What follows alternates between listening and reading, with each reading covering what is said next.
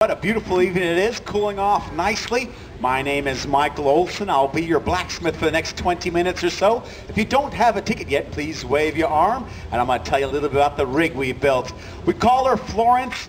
23,000 pounds thundering down the highway, a real castle built on the back of an FL-60 Freightliner, complete with a working water wheel. Now this was a traditional power source for blacksmith shops for many years, but we just have her on the back because it makes people smile. Two telescoping turrets, which gives us two upstairs bedrooms. The rear one we call the Pirate's Lounge, captain's quarters in the front, computer lab, changing room, living room, dining room with its own fireplace, kitchen with copper sink, refrigerator, generator, everything we need to live on the road for 7 to 8 months of the year, and a fully appointed blacksmith shop, which includes two of these. Now these are called post or leg vices. They're unique to blacksmithing because of this strange leg here that goes down the side to the floor, and the reason why is because that way when we do the serious hammering, it transfers the energy to the floor. We'll be using several different pairs of tongs, several different hammers, and the tool we're most known for, the anvil. Now this anvil weighs an impressive 380 pounds. It was made in England about 1840, and it's a forged anvil, which simply means it was hammered into this shape. They took a 380-pound piece of metal and beat on it to look like an anvil. About 1860, they discontinued making anvils that way. Today, they just pour them into a mold. About 1860, this one was loaded up on a wood sailboat, hauled around the tip of South America up to San Francisco, then put on a wagon brought to where we happen to hail from, Angels Camp, California, one of the original gold rush towns, and that's where we found this anvil in one of the original gold mines. This is actually one of the anvils that helped build California. We're extra proud to put her back into use. And our final tool, the heat source. Now we use a modern horseshoeing forge. Horseshoeing is alive and well and continues to advance the craft of smithing. So this is the latest, greatest in heating technology, powered by propane, set at a whopping 2,500 degrees, and very best of all, it just runs itself. But of course, the days of old, they would have used coal or charcoal, and a whole bunch of these little guys like those right there. We made liberal use of child labor up until just about 100 years ago,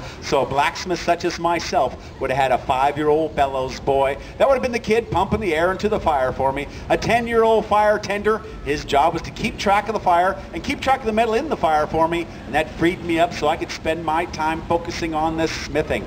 And actually the word smith comes from the word smite, to hit. And if you happen to smite the black metal, which is iron, then you're a black smiter or blacksmith, as I am. So how did I become a blacksmith? Well, I was born in Berlin, Germany in 1960. Went to far too many castles as a kid, visiting friends and relatives throughout Germany, and I swore that someday I'd build a castle of my very own. Well, here we are. We had a happy ending to that tale, and as we say, there's only one thing better than having your own castle, and that's having a castle that'll do 60 miles an hour so you can take it with you everywhere you want to go. Now we're making you 4 of these rare and elusive unicorn shoes. We're starting out with just 4 horseshoes. I'm going to need to deconstruct them and reconstruct them and turn into unicorn shoes. And because I like to show you the passion and the vigor that's possible with smithing, I like to take a piece of metal out of the fire about every 20 seconds or 3 pieces a minute, and that's how I get my chores done. Well, it looks like she's ready, so without further ado, let's give a rousing cheer and some thunderous applause to world-class storyteller and my wife, Christy Horn. Yay! All right, welcome everybody. So this story is called Only as Strong as the Weakest Link. I wrote it a long time ago. Actually, Michael tells me this is still his favorite story, and it goes something like this. Ages and ages and ages gone by, there was a blacksmith. And among his many apprentices, he had 4 strapping sons.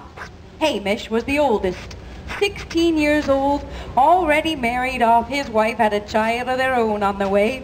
And then there was Ian. Ian was 13 years old, and he ran the livery for Dad, shoeing the horses, and shoveling the horse poop, and running errands for Dad, all that sort of thing. And then there were the twins. Now Angus had fiery red hair and green eyes, quick of anger and quick of thought. And Fergus had dark hair and green eyes, slow to anger and clear of thought. And when the twins were just 5 years old, Father marched them in the blacksmith shop. And he taught the boys a poem.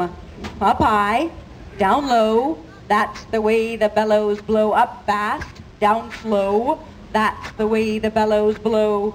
And once Father figured the boys had in their minds what their bodies needed to do, he put Angus on one bellows, and he put Fergus on next to him in another bellows, and side by side those boys set about tending their first fires. Now Fergus, that boy was a blacksmith through and through, worked sure and true, and everything he did, he kept the cadence just right. But Angus, out the big wide open doors of the blacksmith shop, under the spreading chestnut tree, there was a beautiful day. And Angus, why, he's thinking about being out in that beautiful day playing, not inside that smelly old blacksmith shop, pumping up and down and up and down and up and down on that boring old bellows. And every now and again one of his brothers or one of the apprentices would come and whack Angus on the back of that fiery red head and say, "Little boys, Angus, make big fires glow. Little things, Angus, make big things strong. And if we can't trust you with the little things, why, we'll trust you no farther.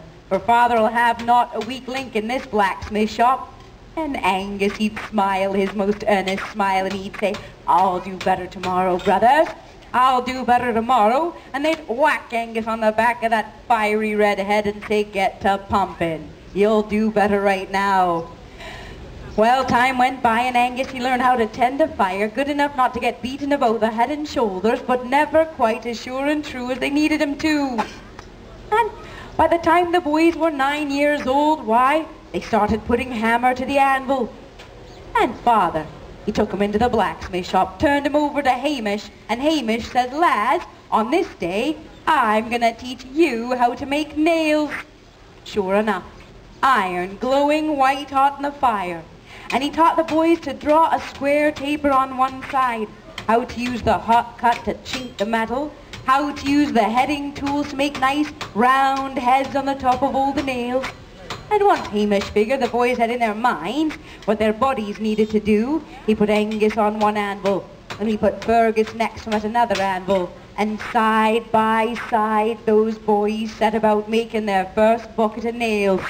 Fergus, that lad was a blacksmith through and through, worked sure and true, and everything he did took extra heats if need be to make sure every wee nail went together just right. But Angus, out the big wide open doors of the blacksmith shop, under the spreading chestnut tree, there stood a bunch of Angus's friends, waiting for Angus to get through so they could go swimming in the mill pond, maybe steal some apples from the orchard on their way. And Angus, he's working fast and furious trying to get through.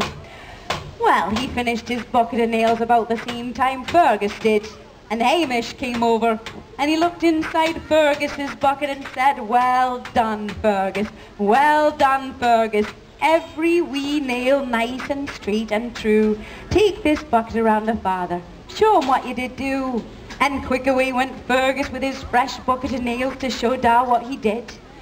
And then Hamish, he took a look inside Angus's bucket. "Angus, if we were going fishing, these would do just fine. They look more like worms than nails. Little things, Angus, make big things strong. And if we can't trust you with the little things, why, we'll trust you no farther. For Father'll have no weak links in this blacksmith shop. Every wee nail's important. Might build somebody a new house, might build somebody a new wagon, might close somebody up in their coffin on their dying day. Little things, Angus, make big things strong." And Angus, he smiled his most earnest smile, and he said, "I'll do better tomorrow, Hamish. I'll do better tomorrow." And Hamish whacked Angus on the back of that fiery red head and said, "You get more metal? Stoke that fire? You'll do better right now." Well, time went by, and Angus learned how to make nails good enough not to get beaten about the head and shoulders, but never quite as sure and true as they needed him to. And one night, after the twins had gone up to bed after supper, my Mum and Dad, Hamish, Ian, the lady folk were sitting around the supper table. And Father says, "You know, Fergus, that lad is a blacksmith through and through, works sure and true in everything he does, but Angus, that lad might be a little too fiery even for the work here in the blacksmith shop.